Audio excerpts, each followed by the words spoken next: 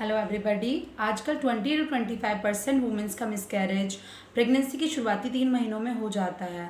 तो मिसकैरेज क्या होता है, मिसकैरेज के क्या क्या कारण होते हैं और मिसकैरेज होने के बाद आपको क्या लक्षण दिखाई देता है जिससे आपको पता चलता है कि आपका मिसकैरेज हो गया है। तो देखिए, मिसकैरेज 4 तरीके का होता है।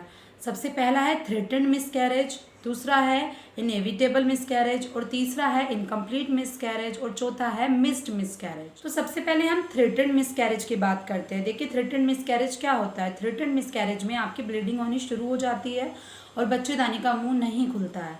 तो ऐसे केसेस में अगर आप अपने गायनों के पास जाते हैं तो वो आपको आपकी प्रेगनेंसी को रोकने के लिए, मिसकैरेज ना हो इसलिए आपको कुछ हार्मोन्स वाली दवाई देंगी, कुछ प्रोजेस्टेरोन देगी और कम्प्लीटली आपको बेड रेस्ट बताएंगी सो दैट आपका मिसकैरेज रुक सकता है। तो थ्रेटेंड मिसकैरेज में आपके डॉक्टर आपका किसी तरीके से मिसकैरेज, कुछ % चांसेस होते हैं कि मिसकैरेज होने से आपका रोक सकते हैं, क्योंकि थ्रेटेंड मिसकैरेज में आपका जो बच्चेदानी का मुंह है वो जब तक खुला नहीं होता। दूसरा है इनएविटेबल मिसकैरेज। इस मिसकैरेज में क्या होता है कि आपकी ब्लीडिंग भी होनी शुरू हो जाती है और आपका जो बच्चेदानी का मुंह है वो भी खुल जाता है। तो इस टाइप के मिसकैरेज में आपकी गायनों भी आपकी कोई हेल्प नहीं कर सकती, ये मिसकैरेज आपका नहीं रुक सकता है। तीसरा है इनकम्प्लीट मिसकैरेज। इनकम्प्लीट मिसकैरेज में क्या होता है कि आपको ब्लीडिंग भी हो गई है और कुछ पोर्शन जो बेबी का है वो भी निकल गया है, बच्चेदानी का मुंह भी खुल गया है, बट कुछ पार्ट आपकी बॉडी के अंदर ही रह जाता है जो नहीं निकलता है, जिसकी वजह से आपको मिसकैरेज के 10 to 20 डेज तक भी ब्लीडिंग होती है।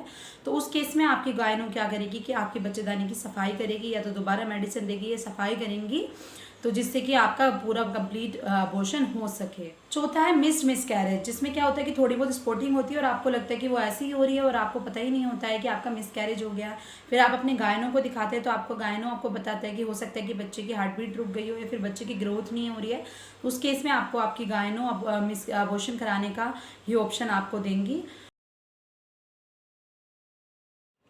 अब बात करते हैं कि मिसकैरेज के कारण क्या होते हैं। तो देखिए, जब अंडा और स्पर्म आपस में मिलते हैं तो अंडे के अंदर जो क्रोमोसोम्स होते हैं और जो स्पर्म्स के अंदर क्रोमोसोम होते हैं वो आपस में फ्यूज हो, उसके बाद ये डिवाइड होते हैं और डिवाइड होने के बाद गर्भ बनता है और गर्भ में 46 साथ में सेक्स क्रोमोसोम्स, अगर 46XY हुए तो लड़का है, 46XX हुए तो लड़की हुई है।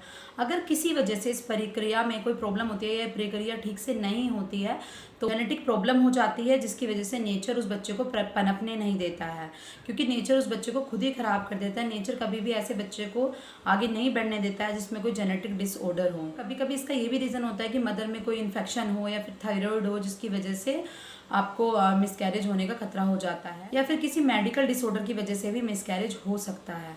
तो देखिए, मिसकैरेज होने के बाद आपको क्या क्या लक्षण दिखाई देते हैं। मिसकैरेज होने के बाद आपके कमर में और पेट के बहुत नीचे के हिस्से, जो बिल्कुल नीचे का हिस्सा होता है पेट में, उसमें आपको पेन, थोड़ी बहुत स्पॉटिंग भी हो सकती है या फिर ज़्यादा ब्लड भी आ सकता है और आपको बहुत ज़्यादा हेडेक होगा। तो ये सारे लक्षण यही हैं कि आपका मिसकैरेज हो गया है। तो इन सब कारणों की वजह से आपका मिसकैरेज हो सकता है, इसलिए सावधानी बरतें और प्लीज़ मेरे चैनल को सब्सक्राइब करें, लाइक करें, कमेंट करें। Thank you.